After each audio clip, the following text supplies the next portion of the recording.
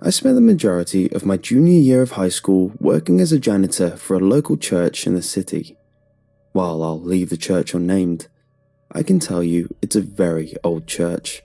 Old enough to the point where most of the facilities, plumbing, air conditioning, etc., were installed after the place was first built. I've never even gotten a straight answer on how old the building is, and it seems that no one on the staff is old enough to have been alive when it was built. The oldest person that works there is the other janitor, Harry. Every time I've asked him how old the building is, he always just tells me that it's older than him. He also loved to tell me ghost stories about the building, that it was built on burial grounds and other spooky stuff. I've done as much research as I can on the place, and I can tell you with most certainty that it was not built on any kind of burial ground or cemetery. But with all the research I've done, I still haven't found an explanation for what happened. While I was employed at the church, my main job was to clean up at the end of the day, along with Harry. Difference being, Harry cleaned the main floor, and I had to clean the basement. The basement of the church consisted of a furnace room and a long hallway lined with children's classrooms on either side. At one end of the hallway were the stairs, and on the other end led to the furnace room. Let's just say the walls were less than soundproof, so when the furnace was running, it got pretty damn loud in the hallway. The worst part about the hallway was when the electric lights were installed. Some genius thought it was a great idea to put the only switch by the furnace room on the opposite end of the hall from the stairs. It was the middle of December, so sun set around 6:30. I cleaned the basement at 8. The only windows were really small ones at the top of the walls in the classrooms, level with the ground outside. They were rarely cleaned, so even if it was still light out, not much sunlight would come in. But occasionally, a passing car's headlights would shine in at night. Every Sunday night, I went from classroom to classroom, cleaning up any mess that had been left behind, sweeping the hallway, and checked up on the furnace. This particular night had taken longer than usual, because a kid got a bloody nose in one of the classrooms, and I had the wonderful job of getting the stain out of the rug. I normally got done cleaning around 9, but because of the bloody rug, I was done around 9:45. When I was done cleaning, I locked the classrooms, made sure the furnace was running, as if the loud rumbling noise wasn't evidence enough, and was ready to turn the lights off. A month or so back, I devised a way of turning the lights off from the opposite end of the hall, so I didn't have to walk, or often run, through the darkness. I got a really long piece of string and tied a loop at the end that I could hook onto the light switch and pull it from the other end of the hallway. It worked pretty well for the most part. But not this time. I had the string looped onto the switch, ready to pull it from the bottom of the stairs.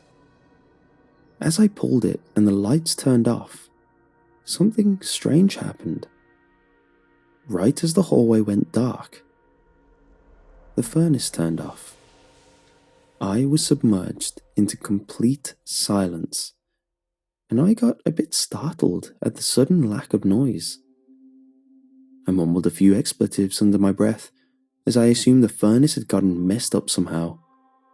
I ran through all the reasons the furnace could have gone out in my mind, and decided some circuit had blown or something from the lights being turned off.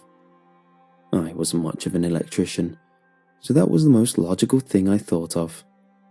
The electricity in the building was pretty bad and cheap anyway. I started to pull the string back, but it went taut and wouldn't budge. I assumed it got caught in the switch, which I thought was weird because it had never got stuck before. I'd been using that trick for at least a month, and I'd never had a problem with a string getting caught, and had especially never had the furnace turn off because of it. I pulled on the string a little harder to try pull it loose. It gave for a second, then tightened again. Confused, I pulled it slower. It raised and lowered a bit as I pulled it, as if someone was holding the other end. I felt my heart drop into my stomach and was paralyzed for a bit before I came to my senses. I dropped the string and backed towards the door to the stairs, feeling for the doorknob behind me. As I felt the doorknob, I glanced down at the string and saw that it was noticeably getting farther away from where I dropped it.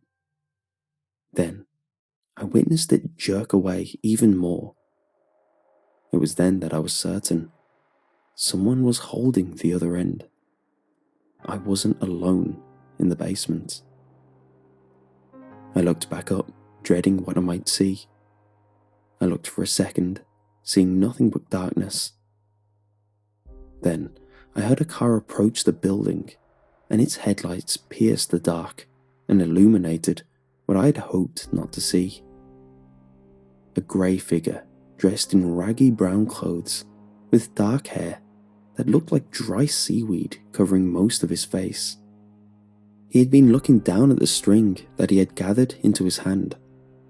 But, right as the hall lit up, he looked at me with a harsh scowl and a look of hate I will never forget.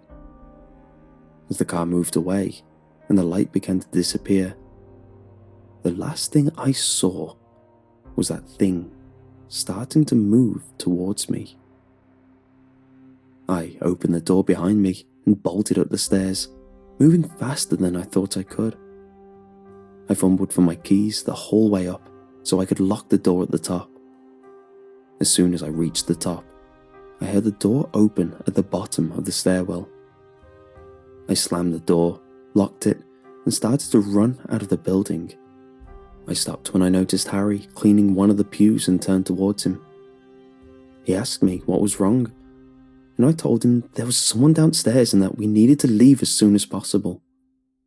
We both turned towards the door to the basement as we heard the door rattle. Whatever had been in the basement was at the top of the stairs, trying to get to us. I was glad that I locked the door. The thing tried to open it a few times before seemingly giving up. All Harry and I could do was stare, wondering what would happen. Then the door started to shake violently as the thing desperately tried to get through. It yanked and pulled hard on the knob with one hand and banged the door with the other in some effort to break it. Harry and I darted towards the entrance to the building, not looking back until we were closing the front door. As we were shutting the door, I got one last look into the building. I heard the crunch of wood breaking and saw the thing emerge into the main hall from the basement door. Harry and I slammed the front door, locked it, and ran. We weren't sure where we were running or where we were trying to go, but we kept running until we couldn't feel our feet. We found a restaurant that was open and asked to use the phone. They asked what had happened. We just told them we needed to call the police. They obliged, and the police arrived within a few minutes. Harry and I told them what had happened at the church, and they gave us a ride back, assuring our safety. We were asked to wait in the police cruiser while they checked the building. After about 10 minutes of waiting, they came back and said they didn't find anything or anyone, but that the knob had been ripped off the basement door. They brought us inside to see for ourselves that no one was there.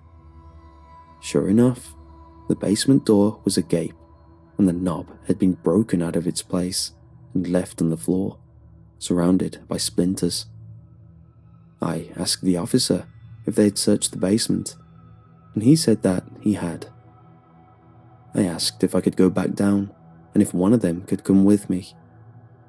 The officer agreed and led me slowly down the stairs. As we approached the bottom, I noticed that the hallway light was on. I asked the officer if he had turned it on, and he said that it was already on when he searched the basement. I immediately felt even more uneasy than before and slowed down. The officer noticed and asked if I was okay. I told him that I was fine and kept going. I tried to reassure myself that everything was fine, that whatever had been down here was gone. When we reached the bottom, I noticed that one of the classrooms at the end of the hall was open and the light was on. I asked the officer if he had opened it. He said no.